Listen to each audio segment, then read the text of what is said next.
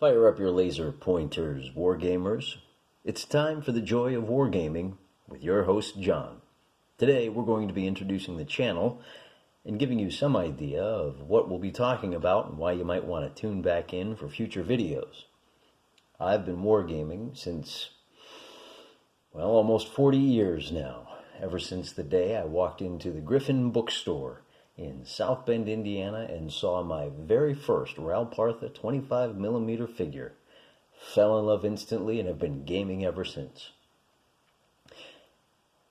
Tonight I've been working on my latest project, a space station for use with science fiction miniature wargaming.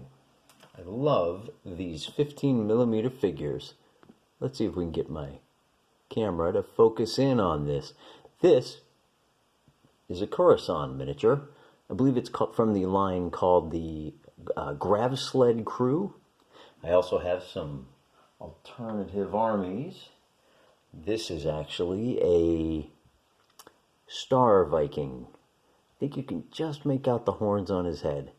I use him as a heavy-duty orc, almost a knob if you're familiar with the Warhammer 40k nomenclature. As I said, I love me some 15mm figures. That's predominantly what I game with and what I game in. Science fiction, I like a good skirmish rule set. I've got a quirky little one called Rogue Planet. We'll go over this in a future video, how it plays, what it's like, and why you might want to give it a shot. I'm looking forward to giving Void Pirates a shot. This is from 4Color Studios, and I've read the rules numerous times, both in this genre. They use the same basic rule set for a fantasy game called Goal System Delves, and then there is also a pulp action one called Crisis in Cairo. Hope to get to those. As I said, we'll talk about these in more detail in a future video. For now, though, I wanted to show you my latest wargaming terrain project. I drew up some plans for a space station, and as a wargamer, you know no plan survives first contact with the enemy. And that's okay. Because when you build wargaming terrain, you don't actually design it, and you don't actually build it. In many ways, you discover it. You'll make mistakes along the way, and you'll find that you have to improvise and adapt. And as you go through, you'll realize that what you've done is discovered new terrain all your own. This is a semi-modular table. I should point out, it looks like it's got 2 floors. I've left the second floor, where you see catwalks such as this, with just a half wall, both for ease of access and for ease of storage. We'll get to that in a little bit. Here's a good example of that half wall. With one important exception.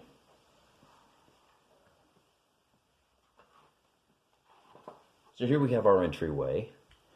I actually have designed a couple of entry doors, and we'll put a nice little roadway here once we get to the final paint. This is intended to be a med bay, a little observation deck. Some shops over in this corner. This will be the landing bay, and here's our administration area. Our administrative offices will have plenty of furniture throughout the whole thing. This is a fairly small setup. It's going to wind up being about 19 across by 24 deep. Pretty good size, particularly when you have a lot of scatter terrain to work with. It opens up a lot of tactical possibilities. As I said, I call it semi-modular because what I've done is I've lined up these 2 walls and these 2 distant walls so that even though I can't turn this at a 90-degree angle and come up with anything playable, I'll have a lot of dead spaces. One thing I can do is swap the entryway for the landing bay. So if we spin this around,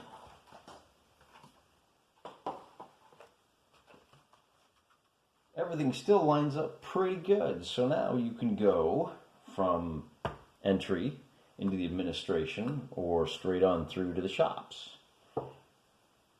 Everything lines up. You've got 1, 2, 3 flights of stairs up. Here's another example of what I was talking about when I said I believe you discover terrain as much as you build it. These two pieces of terrain are interchangeable, and I had originally intended this decorative staircase to be placed in this corner. I messed up. I put it on the wrong board. So what do? Well, I built a little junk pile over here, an incinerator, if you will, a little gangway across the top that I hadn't intended. And over here, I left a corner for a kind of reception desk, which we put in as well. It's not exactly what I had in mind, but it's going to work just great. And in many ways, it may actually be better than what I thought I wanted. And that is part of the joy of wargaming. As I said, now this is the flight control operations, and where most places you've got the little half wall. I decided this flight control really needs to have a full-blown wall so that we can install some observation windows. See that? I built that to fit. They're a little bit angled, and when we're ready to play, we'll slide that right in. When we're not ready to play, that'll live down here, and it'll be transported tight, efficient, just the way you want it.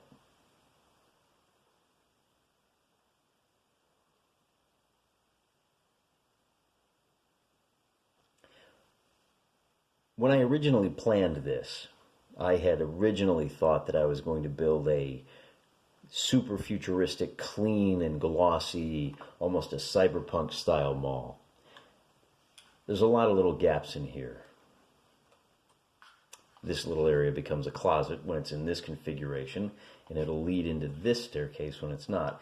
Because it's a little rough, you can see these walls aren't exactly parallel. There's a little bit of wiggle room through there. One of the things I'm going to do is, instead, I'm going to go ahead and use spackle or filler to fill in all these gaps. I'm going to paint it a nice tan, and this is going to turn into more of a Mos Eisley, grim and gritty, the kind of place a smuggler might want to visit, instead of a highfalutin gambler or high stakes. Well, let's be honest. We're going to be doing smugglers. It is science fiction after all. As I said, I measured this and designed it for ease of storage. And this right here is your classic storage tank. It's got 2 levels. And what I like about it is that by making this the size that I did,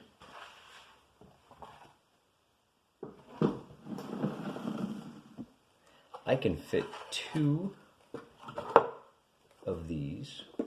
I'll snap the bottom too, just to get the whole thing. We can slip these in there.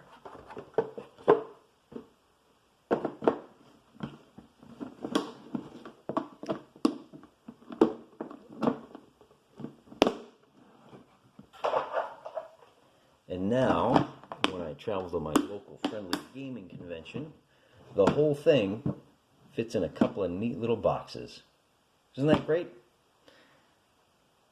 That's all I have for you today. I just thought I'd take you through a quick walk. If you want to sit down with me, if you're on your, maybe you're on your drive to work, you're lucky enough to still be working these days. Maybe you're sitting down to do a little painting yourself and you're looking for someone to share the time with, someone to share wargaming stories and quotes and ideas and tips and tricks. This isn't going to be your basic run-of-the-mill wargaming channel that shows you all the usual tricks. Those of you that have been doing this for any appreciable length of time will recognize I'm simply using cardstock for detailing, foam core for the basic construction, hot glue for ease of drying. This is nothing particularly innovative, but it is inspirational to see what one guy can do with the same 3 ingredients. It's a little bit like Wargaming Taco Bell. 7 ingredients combined in a multitude of different ways to do all kinds of fun and different things. In my next video, I want to show you how I plan on building planters using a couple of ironwood pine cones. They're very tiny, but they're a great size for 15 mil, and these weird little seed pods that you have to be careful with. When you drop them, the little 3-lobe jobbers, they burst open. Hopefully they won't do that when we go to build some planters for our space station. Find out next time on The Joy of Wargaming, where we experience all of the pleasure that the wargaming hobby has to offer. Thanks for tuning in, and I hope to see you next time. I'm John. God bless you.